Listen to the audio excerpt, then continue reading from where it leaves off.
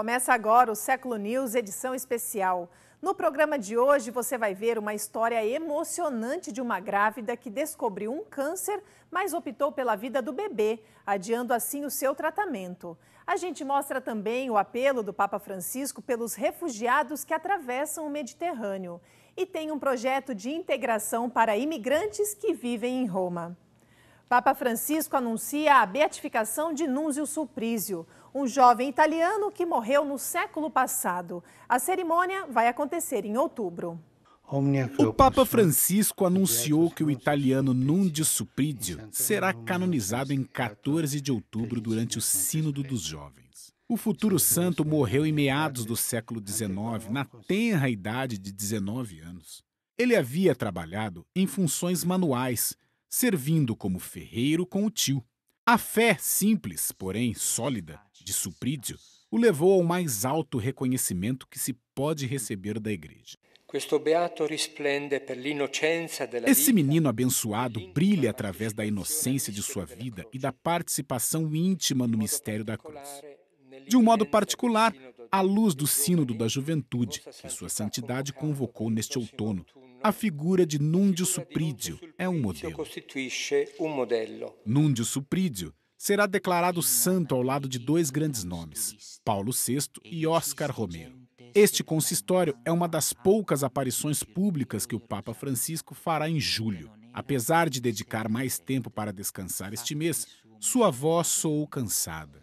O Santo Padre está fazendo uma aparição pública por semana, que é durante a oração do Ângelus no domingo. Presidir a este consistório era uma exceção. Começa também o processo de beatificação de Chiara Corbella, que para salvar o seu bebê, adiou o próprio tratamento contra um câncer. Com este decreto, o cardeal vigário de Roma abre a causa de beatificação da italiana Chiara Corbella. O texto relembra a morte dela, em 13 de junho de 2012, e diz que ela enfrentou exemplarmente situações difíceis, como a morte de 2 filhos logo após o nascimento. O documento também lembra que durante a sua 3ª gravidez, ela foi diagnosticada com um tumor. O tratamento colocaria a vida da criança em perigo, mas, se não fosse aplicado, sua eficiência teria sido comprometida. Ela decidiu esperar até que o bebê nascesse. Corbella é considerada um exemplo de que o amor é maior que o medo ou a morte. Sua reputação de santidade espalhou-se pela Itália. Sua biografia também se tornou um best-seller, mesmo em inglês e espanhol. Vídeos que compartilham sua história têm milhares de visualizações. Agora, o postulador começará a reunir testemunhos para demonstrar com fatos concretos que ela viveu como uma santa. No Ângelus de domingo, o Papa Francisco fez um apelo à comunidade internacional para evitar mais mortes de refugiados no mar Mediterrâneo. Depois de verificar se o microfone estava funcionando, o Papa iniciou sua catequese no Ângelus deste domingo. Francisco fez mais um apelo à comunidade internacional para evitar mais mortes no Mediterrâneo. Nas últimas semanas, dezenas de refugiados se afogaram tentando alcançar as costas da Europa em busca de uma vida melhor. Faço um apelo urgente para que a comunidade internacional atue de forma decisiva e rápida, a fim de evitar que estas tragédias se repitam e garantam a segurança e o respeito pelos direitos e a dignidade de todos.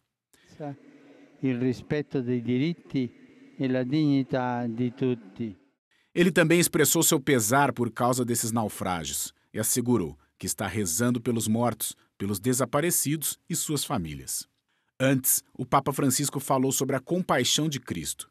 Ele explicou que Jesus não olha para os seres humanos à distância, muito pelo contrário. O olhar de Jesus não é um olhar neutro, ou pior, frio e distante, porque Jesus sempre olha com os olhos do coração. Seu coração é tão terno e cheio de compaixão que ele sabe captar também as necessidades mais ocultas do povo. Para os 25 mil peregrinos que participaram da oração do Ângelus, o Papa disse que os 3 segmentos do pastor são ver, sentir pena e ensinar, assim como Jesus agiu com as multidões que o seguiram. Cristo sempre ensina a verdade com compaixão. Todos nós precisamos da palavra da verdade para nos guiar e iluminar o caminho. Sem a verdade, que é o próprio Cristo, não é possível encontrar a orientação correta da vida. Finalmente, o Papa Francisco recordou que, ao se afastar de Cristo, a existência se transforma em desapontamento e insatisfação, enquanto, por outro lado, cresce em amor. Por conta do regime comunista, a Igreja de Cuba enfrenta muitas dificuldades. Mas, apesar das proibições existentes, é uma igreja muito criativa e que está se desenvolvendo para alcançar a liberdade religiosa. O padre Rolando estuda comunicação em Roma. Ele espera voltar para Cuba, sua terra natal, e comunicar mais efetivamente a vida e a atividade da igreja. No entanto, sabe que não será fácil. A igreja em Cuba enfrenta dificuldades. Por exemplo, ela não tem uma presença estável na mídia. Tem sido gradual. Os bispos estão no rádio apenas 2 ou 3 vezes por ano. Queremos uma oportunidade de comunicar as atividades da igreja, mas, por enquanto, ela não é reconhecida. No entanto, quando há grandes problemas, existem soluções maiores. Este padre fala de uma igreja que, apesar das proibições, não foi desencorajada. Pelo contrário, essas limitações levaram a projetos criativos como essas casas missionárias. Diante das dificuldades impostas pelo regime comunista para construir igrejas, as casas se tornaram literalmente igrejas domésticas. É difícil porque as igrejas normalmente não podem ser construídas. 3 foram inauguradas, mas pedimos por muitos anos para construir igrejas em cidades onde não existem. Em geral, as cidades cubanas têm comunidades cristãs com ou sem igreja. Mesmo as fortes comunidades cristãs sem igreja ainda recebem formação, a Eucaristia e outros sacramentos debaixo de uma mangueira ou em lugares semelhantes. A relação entre a igreja e o governo comunista vem se desenvolvendo por 60 anos, passo a passo, com muito esforço no diálogo e na compreensão. No entanto, como o padre Rolando explica, há ainda muito a ser feito em termos de liberdade religiosa. Há liberdade de culto, mas a liberdade religiosa requer mais. Ainda temos um longo caminho a percorrer. Eu não diria que não há nenhuma, mas não diria que há muito. Ainda estamos nos desenvolvendo e ainda há um longo caminho a percorrer para alcançar a liberdade religiosa.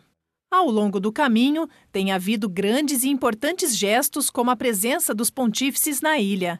E, embora tímida, a recente visita do novo presidente Díaz-Canel ao Santuário de Nossa Senhora da Caridade em El Cobre. Segundo este padre, é evidente que o povo cubano é profundamente religioso. Eles têm raízes cristãs que o marxismo ateu não conseguiu erradicar por 60 anos. Especialista do Santo Sudário diz que autores de estudos que negam a presença de sangue usaram métodos imprecisos e nunca viram o sudário de perto. O antropólogo forense Matteo Borrini e o especialista em química orgânica Luigi Galarschelli publicaram um estudo controverso sobre as manchas de sangue no Santo Sudário. Os cientistas asseguram que não correspondem aos de alguém que foi crucificado e que pode ser pintado.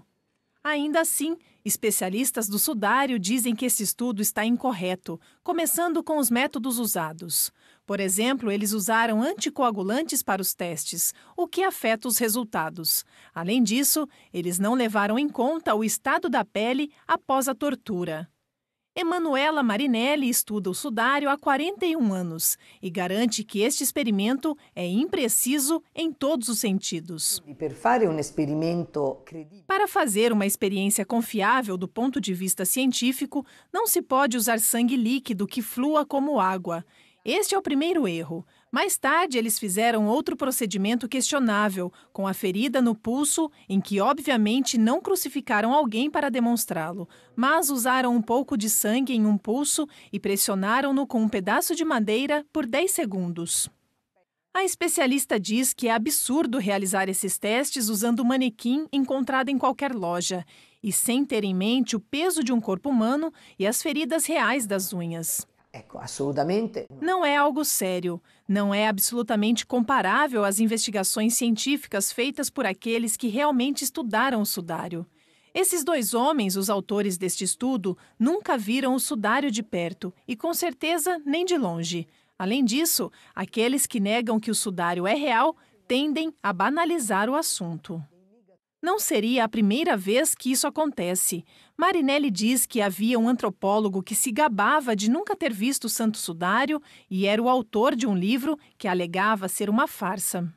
As investigações no sudário continuarão, uma vez que ainda não foi determinado como a imagem foi formada sobre ele e como ele mostra as feridas exatas de Jesus durante a paixão. Um projeto inovador proporciona melhor qualidade de vida e facilita a integração de refugiados que chegam em Roma. Esses refugiados encontraram uma oportunidade em Roma graças à Congregação da Missão. Desde março, eles cultivam produtos e flores como parte do projeto Mediterrânea, uma iniciativa que busca também cultivar algo intangível, a integração. O mais importante é que a igreja mostre sinais concretos de solidariedade e recepção. Fizemos 12 jovens se sentirem bem-vindos na Itália. Essa é a melhor parte deste projeto. Criamos um ambiente lindo, de amizade e colaboração entre todos. É um ambiente de trabalho, mas também construímos fortes laços. Todos os participantes são requerentes de asilo que receberam proteção humanitária e agora esperam construir seu futuro na cidade eterna. O que antes era uma área verde não cultivada tornou-se um marco zero para um negócio nascente. Embora muitos trabalhadores não tenham nenhuma experiência em agricultura e não conheçam bem o idioma, eles estão empolgados com a oportunidade de crescimento. Estou feliz porque estou trabalhando agora. Estou saudável e seguro. E não há mais problemas. Eu não posso voltar para o meu país. Então, obviamente, prefiro ficar aqui. Eu trabalho com meus amigos aqui. Apesar de sermos de diferentes nações da África, nós aprendemos muito juntos. Após a colheita em setembro, esta produção orgânica estará à venda em exposições de floricultura e mercados de agricultores. Produtos adicionais, como geleias e sais e açúcares aromatizados, estarão disponíveis para pedidos online. Os lucros serão divididos igualmente entre os trabalhadores, com a esperança de que eles se tornem financeiramente autônomos. Essa promessa de trabalho estável e assimilação cultural inspira cada um desses refugiados, alguns dos quais fazem viagens diárias de transporte público. Eu rezo para que o projeto vá mais longe no futuro, para que possamos nos tornar melhores na Itália. Acho que no futuro saberei fazer mais coisas, o que me permitirá ir a algum lugar e ajudar meus filhos. Neste espaço repleto de potencial, as plantas e flores não são as únicas a crescer. O Século News edição especial fica por aqui e volta sábado que vem com mais notícias. Uma boa tarde para você e até lá!